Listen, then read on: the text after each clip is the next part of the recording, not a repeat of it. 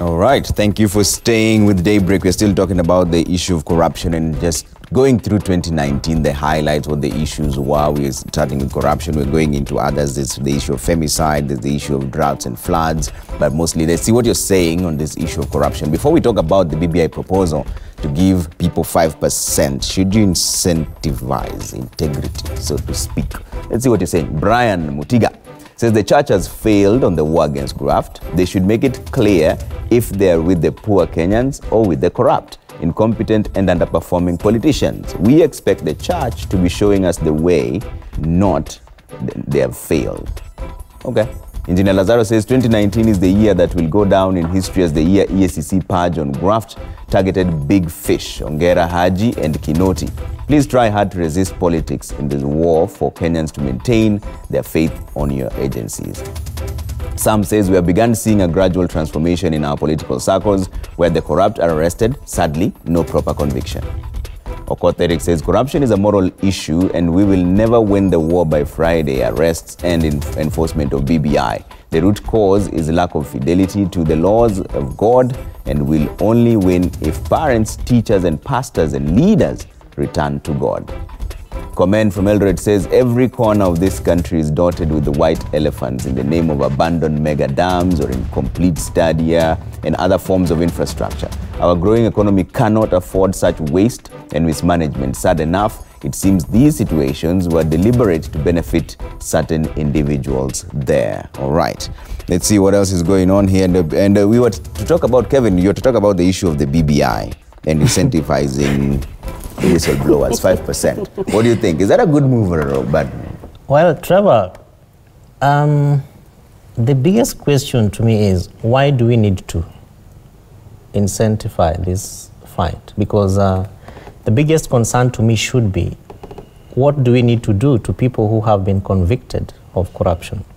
And then the answer to that then from my perspective and experience in this country where processes take 6 years, 7 years, 12 years, and by the time you know it, the person who was arrested and released on, or rather bailed out or bonded, is vying for governor and is paying people out there and is actually getting elected into office. And so the biggest issue therefore then is, in my view, unless we make a deliberate decision to implement all these other steps that we have tried in the past, whether we incentivize or not, because we're talking about incentivizing these whistleblowers, but we're not even concerned about protecting them. Because we know, and it is factual, we have seen, Kenyans have experienced is that when you come out and say, I know Trevor stole, unless we hide you, Trevor is going to do everything possible to get to Kevin and ask me, why do you think I stole? And by the time the prosecution gets to me as a witness, I am not there. And so it's a good proposal. I think it probably is coming from an experienced jurisdiction. I don't know which one, because I have not seen any country in Africa that is intensifying. I've read the report and I have it here. On page 75, it says intensives for whistleblowing provide material incentives, because the war is material, and that's why we're talking about launching. People want to see money being put into something. So you buy drugs and you put them in a health facility. Nobody will feel it. But if you go there and you say, we are launching this big hospital and people can go and take photos, then that is as materialistic as we can think about it. So I think that what the task force more or less tried to do was to make Kenyans feel like this war is a jointed effort. But I think that probably if we took much more time to think about values, principles, individual morality, and just patriotism, which is what George was calling my way of looking at it, equating what stolen money would really mean to service delivery and people touching this money on the ground and putting it into their pockets. Then whether we want to incentivize, I can actually collude with you and say, can you go and report that I stole money? And DCI will come and I'll actually give all the evidence. And then when they give you 5%, they will arrest me and then we can work on a bail process. You give me part of the 5%, I pay to judiciary and then we go out. And for the next 15 years, the case is there. So which therefore brings me to the last thing, Trevor, which is both timelines to our cases.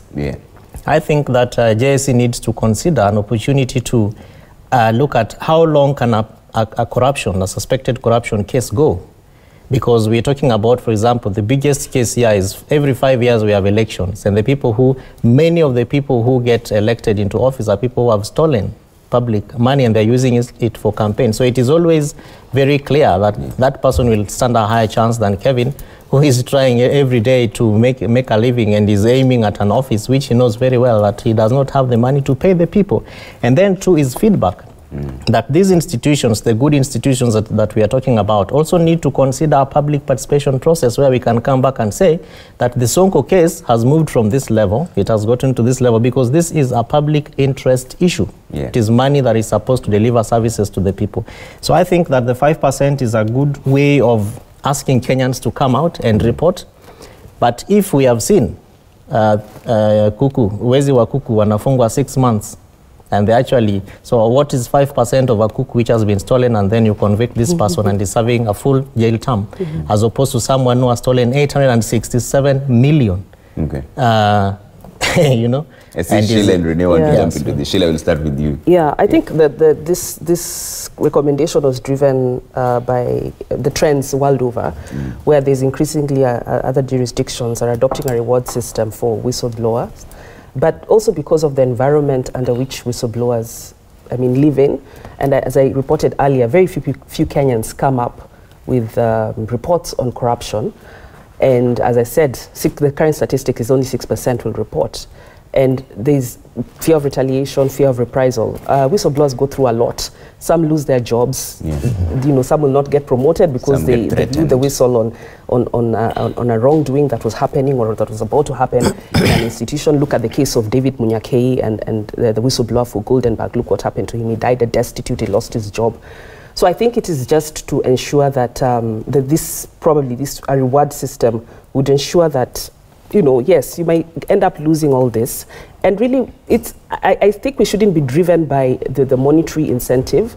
If there's corruption happening, I think I should report out of, that spirit of patriotism and, in the public interest, not because I'm going to get something. But I think this proposal is because currently we're not getting any reports on corruption. So what can be done to encourage people to come forth and also to caution them from the risks that come with whistleblowing. Okay. But he's right. We need to also look and ensure that we don't now get cases of where people are colluding or where I'm reporting or I'm blowing the whistle because I missed a cut on a certain deal that was happening in a certain institution, and so out of vendetta or revenge I report. So there are those things that also have to be taken care of. Let me also just add on to his remarks about the corruption cases. I agree, the corruption cases take too long in this country.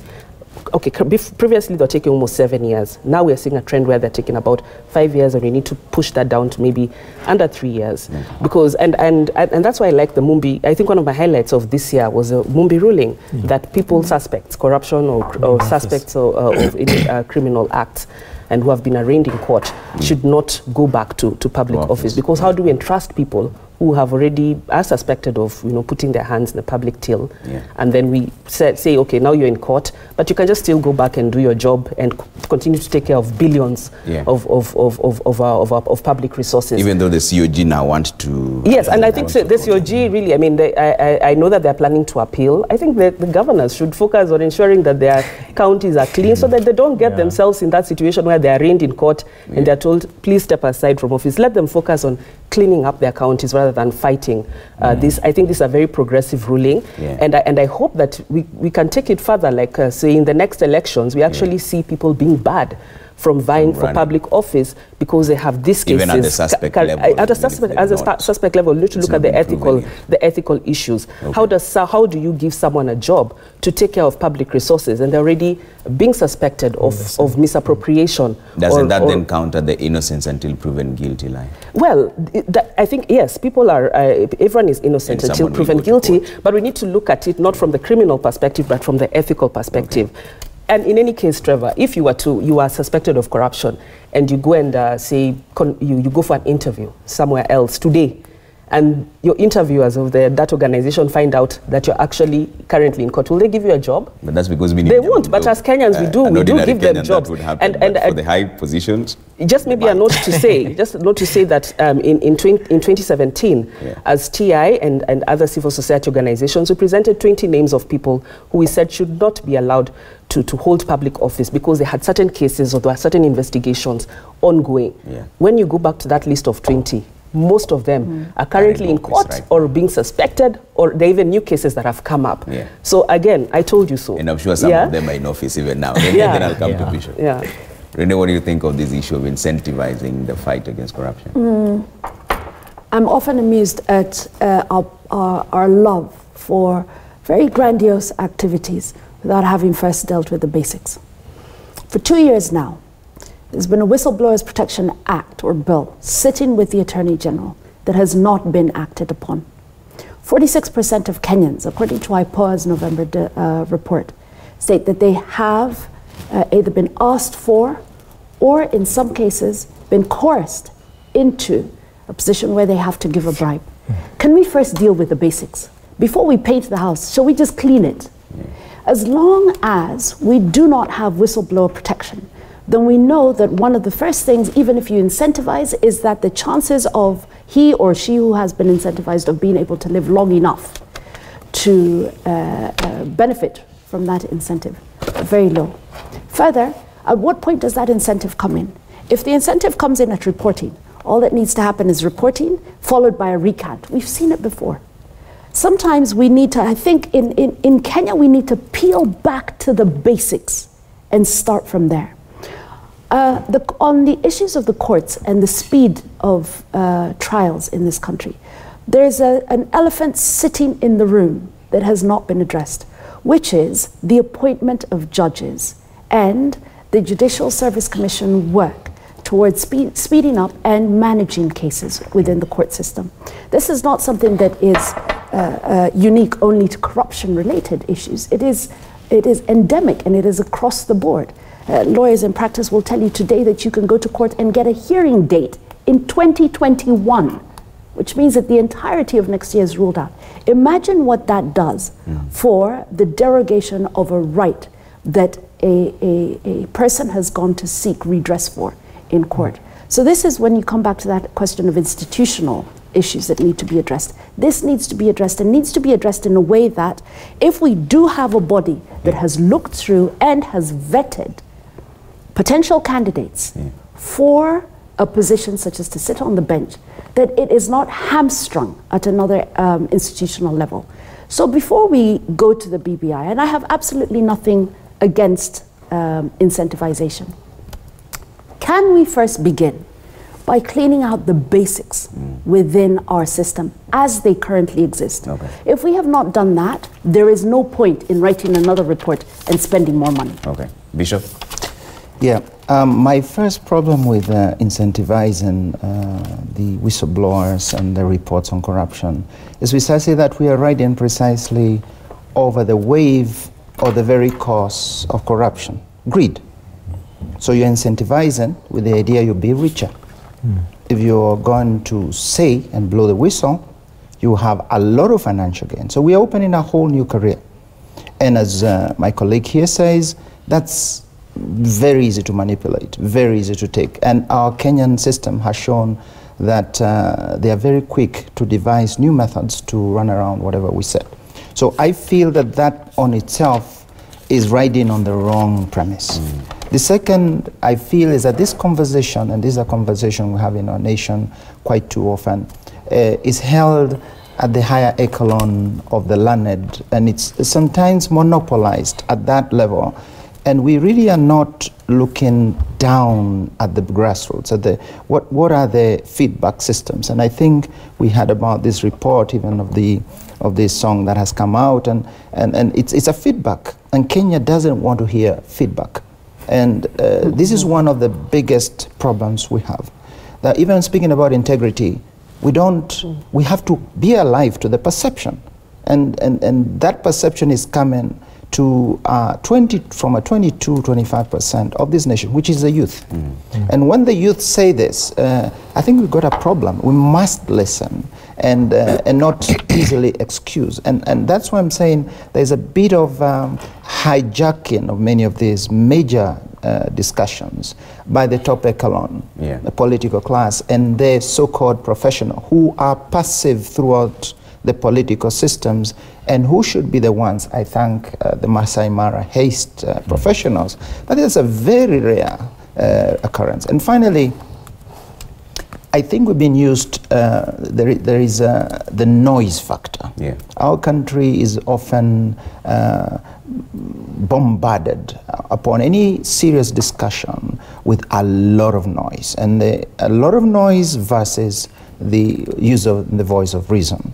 And our political players are very vocal, and they still, this noise space is being expanded, and the reason space is being shrunk. So whenever we have this kind of discussion on corruption, this reason space is the one where the poor and the marginalized, and so in all this discussion, you actually don't hear these issues of the health systems that are failing. You don't hear about the people who are dying. And the people, sorry to say this, bodies that are rotting in mortuaries that don't work. And everyone is talking about the corruption at another level of intellectual abstract. And that's my worry. The actual impact. We are really disconnected. And because we don't want to get the feedback from the grassroots. So that's why we as church also are going very much to ask the grassroots, hello, it's your right, and you must voice it, and it will become your amplifier of the issues that are going on the ground. And that's why we are going, this campaign we have done is from the grassroots, with the people. And of course, the political class are saying, hey, we seem to be excluded. You people are not inviting us. We say, you're a Kenyan citizen, so as your right as a Kenyan citizen, go out with the grassroots and start addressing the matters there before we come up to the institution. All right, George? Quickly on what my colleagues in the panel have said, I think for me, the issue of the 5%, looking at the BBI report, reminds me of other sections of that report that talk about, especially public officers, having what they're calling a skin in the game. So if you are going to invest in good hospitals, good schools, then when you're sick, you can go there and all this. Maybe they just want to broaden the fight against corruption to ensure that maybe all of us have a skin in that game. A little bit that you can get a cut out from that. And I don't know whether the same approach has worked when we see police mugshots.